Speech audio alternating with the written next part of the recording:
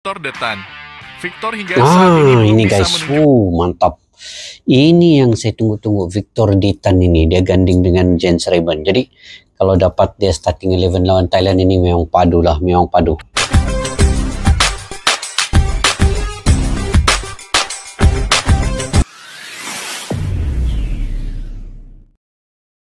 Assalamualaikum dan salam persaudaraan. Selamat bertemu kembali guys di channel Askalani Studio. Oke, esok adalah perlawanan di antara timnas Indonesia melawan Thailand di semifinal Piala AFF Mandiri Cup 2025. Jadi, apa persiapan timnas Indonesia dan siapakah pemain-pemain yang akan menjadi pemain starting 11 yang akan diturunkan oleh Jared Van den Broek nanti? Jadi, perlawanan ini juga akan membuktikan sekali lagi untuk lini serang yaitu Jens Rayburn, bagaimana beliau bisa dengan insting yang baik bisa mencetak gol, karena ini adalah permainan penting dan inilah juga bisa untuk membuktikan beliau seorang penyerang yang berwibawa.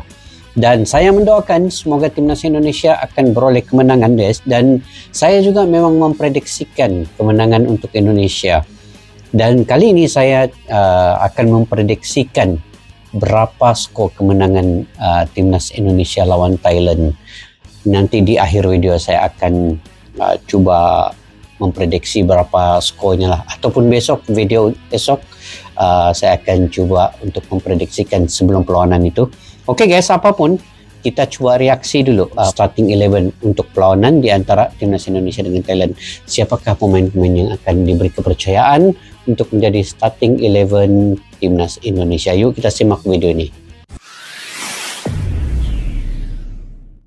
Timnas Indonesia asuhan Gerald Van den Broek akan berhadapan dengan timnas Thailand pada laga semifinal di pagelaran Piala AFF U23 tahun ini. Usai keluar sebagai juara grup A, timnas Indonesia akan melanjutkan langkahnya ke laga yang semakin sulit dengan berhadapan dengan timnas Thailand. Tentu saja ini menjadi salah satu hal yang sangat disayangkan sebab timnas Thailand tentu diharapkan dapat bertemu di laga final yang akan datang. Namun dengan jadwal resmi yang sudah ada, maka Gerald Van den Broek harus benar-benar mengeluarkan kemampuannya untuk bisa menunjukkan performa yang signifikan dari fase grup yang lalu. Hal yang menjadi permasalahan utama dari timnas Indonesia U23 adalah kreativitas serangan yang kurang bervariasi serta suplai bola yang sangat minim kepada striker tengah.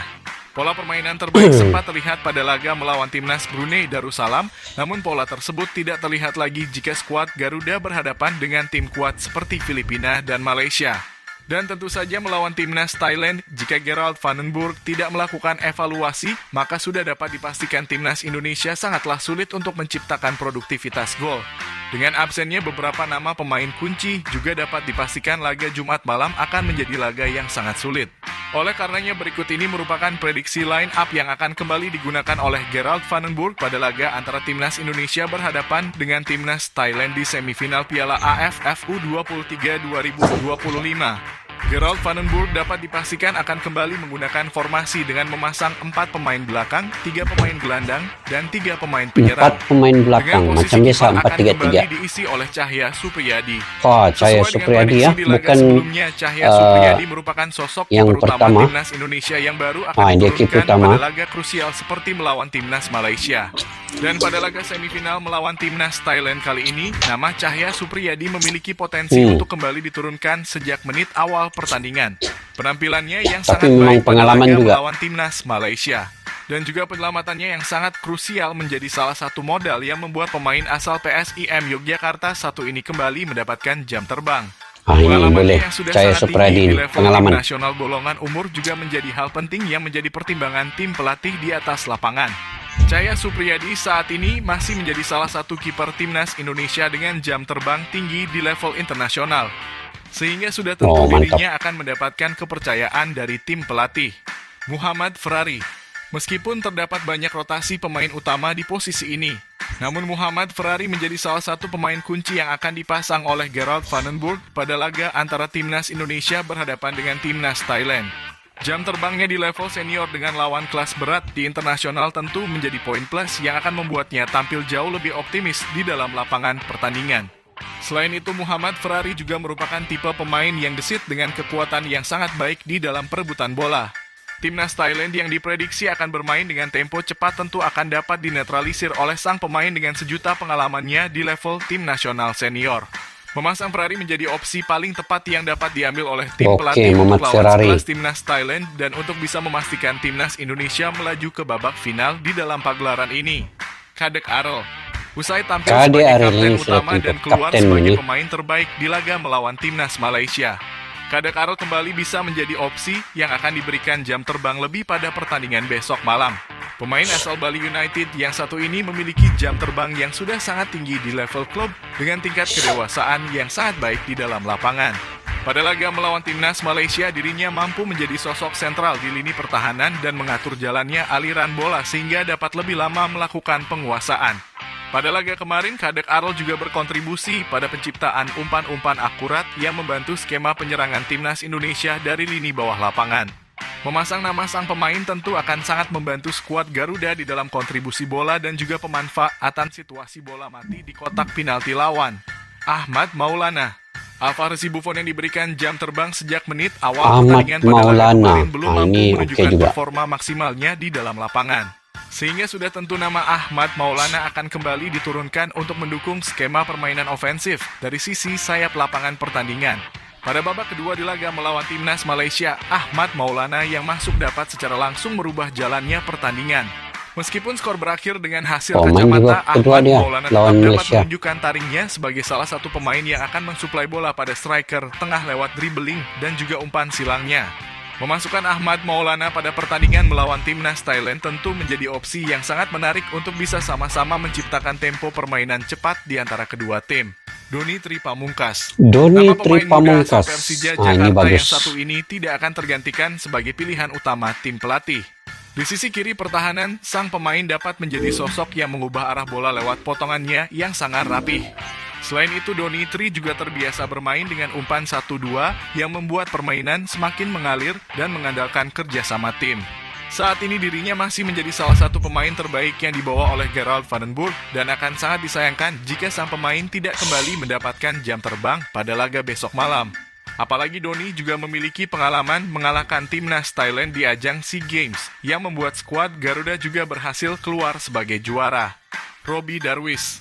Tidak dapat dipungkiri nama pemain asal Persib Bandung yang satu ini menjadi salah satu opsi terakhir penyerangan Timnas Indonesia. Lewat lemparan jauhnya yang sama seperti Pratama Arhan, Robbie Darwish dapat menjadi salah satu senjata Timnas Indonesia untuk langsung mengekspos kotak penalti dari Timnas Thailand. Pada laga melawan Timnas Filipina, Robbie Darwish juga berhasil mencetak assist melalui lemparan jauhnya yang berbuah gol bunuh diri oleh pemain lawan. Namun tentu saja lemparan jauh masih terbilang hanya mengandalkan keberuntungan dan sang pemain harus tetap menunjukkan skill individu dan kerjasama tim pada skema permainan terbuka. Meskipun begitu, Robbie Darwish hingga saat ini masih memiliki catatan yang apik dengan torehan 4 assist dari 3 pertandingan yang dirinya dapatkan di dalam pagelaran ini. Tony Firmansyah masih belum terlihat dominan pada 3 pertandingan terakhir, namun nama Tony Firmansyah pastinya akan selalu masuk ke dalam susunan daftar nama pemain yang diturunkan sejak menit awal pertandingan. Kualitas yang dirinya tunjukkan di level klub sudah cukup untuk membuktikan kelayakannya untuk menjadi opsi utama di dalam skuad Garuda. Namun tentu saja dirinya juga perlu bekerja keras untuk bisa tampil cemerlang sebagai satu kesatuan dengan rekan setimnya untuk dapat menjadi pemain yang berkontribusi pada proses penciptaan gol. Sebab tentu saja Tony Firmansyah akan memegang peran sebagai pengatur tempo permainan di lini tengah lapangan. Akurasi umpan dan juga kecerdasannya di dalam pembuatan keputusan menjadi poin yang sangat krusial yang bisa bermanfaat pada laga berat berhadapan dengan Timnas Thailand pada Jumat malam besok. Raihan Hanan. Absennya Arkan Fikri dari skuad Timnas Indonesia pada laga semifinal akan membuat Raihan Hanan mengisi kekosongan di gelandang serang. Meskipun selama pagelaran ini sang pemain selalu ditempatkan pada sayap kanan penyerangan. Namun posisi murni dari sang pemain adalah berada di lini tengah lapangan dan berperan sebagai striker pelapis yang berdiri tepat di garis kotak penalti. Raihan Hanan sejauh ini juga menjadi salah satu pemain kunci yang memiliki ketenangan dan juga ketepatan di dalam pembuatan keputusan cepat. Dirinya menjadi sosok kunci yang membuat permainan Timnas Indonesia berjalan menarik dan juga memiliki pola yang rapi di dalam pertandingan. Sehingga memasang nama sang pemain pada laga melawan Timnas Thailand merupakan pilihan yang tepat bagi sang pelatih. Victor Detan. Victor hingga saat ini belum bisa menunjukkan. Mantap. Ini yang saya tunggu-tunggu, Victor Ditan ini. Dia ganding dengan Jens Reben. Jadi kalau dapat dia starting 11 lawan Thailand ini memang padu lah, memang padu. Bukan performa terbaiknya dengan mantap. menciptakan kontribusi gol maupun assist Ini di pun dalam laju nih. pertandingan. Namun sang pemain dapat menunjukkan efektivitasnya di dalam lapangan serta menjadi pemain dengan pencipta peluang terbanyak di dalam pertandingan. Detan menjadi salah satu motor serangan dari skuad Garuda pada skema penyerangan Gerald Vandenberg yang memanfaatkan sektor sayap. Masuk Detan akan menjadi salah satu sayap cara yang kanan paling efektif selalunya Dini. untuk menambah kekuatan timnas Indonesia. Apalagi dengan dibantu oleh sektor sayap pertahanan yang memiliki kecepatan, ini akan berguna untuk melakukan kombinasi umpan 1-2 yang akan sulit untuk bisa dibaca lawan. Dan pastinya diharapkan pada laga melawan timnas Thailand kali ini, sang pemain dapat menciptakan keunggulan yang signifikan di dalam lapangan pertandingan.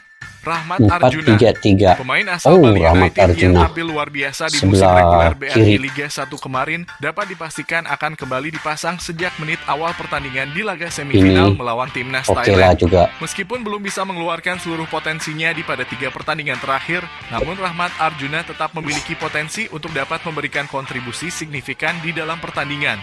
Rahmat Arjuna merupakan tipe pemain sayap yang dapat melakukan tusukan efektif langsung ke dalam kotak penalti. Selain itu, sang pemain juga memiliki kemampuan positioning yang sangat baik dan akan sangat berguna untuk memanfaatkan situasi bola mati yang langsung mengarah ke arah penjaga gawang lawan. Memasang nama sang pemain akan sangat memberikan dampak positif bagi timnas Indonesia jika ingin bermain menyerang selama jalannya pertandingan. Jens Raven. Meskipun nama sudah Hoki tentu Caraka Jens Raven. terus diberikan kesempatan, namun Jens Raven masih menjadi opsi utama yang dimiliki oleh Gerald ini yang Vandenberg sebagai ujung tombak skuad penentu Garuda. nanti nih Saat guys. ini nama sang pemain juga masih masuk ke dalam pencetak gol terbanyak di pagelaran ini. Dengan opsi pemain 6 yang gol. tidak banyak, Gerald Vandenberg harus berusaha memecah kebuntuan melalui strategi skema penyerangan yang dapat mensuplai sang pemain untuk menambah keunggulan. Sebab pada 2 laga terakhir, Jens Raven terlihat tidak terlalu aktif sebab mendapatkan penjagaan yang ketat serta tidak adanya bola yang dapat menjangkau sang pemain. Tentu dengan Jens Raven yang merupakan tipe pemain target, sudah peran dari para rekan setimnya untuk memberikan bola matang untuk bisa membuka potensinya di alam lapangan pertandingan. Itulah tadi merupakan prediksi line up yang akan kembali digunakan oleh Gerald Vandenberg pada laga antara timnas Itu, Indonesia guys. berhadapan dengan timnas Thailand di semifinal Piala AFF U23 2025. Oke guys, bagaimana menurut pandangan kalian tadi terkait dengan starting 11 itu? Sebenarnya saya lebih efektif tadi di bagian lini depan tuh di antara Jens Raven, Victor Ditan dan juga Hoki Caraka, bukan Arjuna, tapi oleh karena dalam video admin kali ini menyatakan Arjuna sebelah kiri, Jens Raven dan juga Victor Ditan, itu mungkin juga yang terbaik lah bagi admin dalam video ini. Saya lebih kepada Hoki Caraka itu dia bergandingan dengan Jens Raven, barulah mungkin nampak karena ini ada perlawanan semifinal dan perlawanan yang penting.